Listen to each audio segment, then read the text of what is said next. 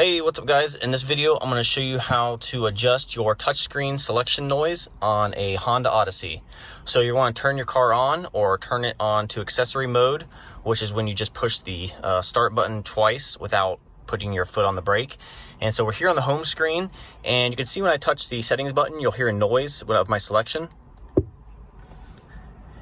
So that noise right there, you can either turn the volume down or you can turn it up, or you can get rid of it altogether. And so what you do is you go to settings and then go to system and then system volumes.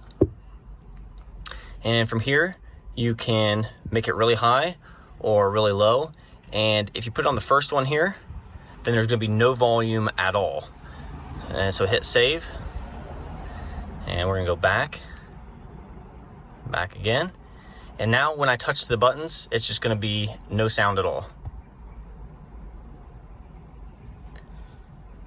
So that's it, guys. That's how you adjust the volume on the touchscreen selection menu. Thanks for watching.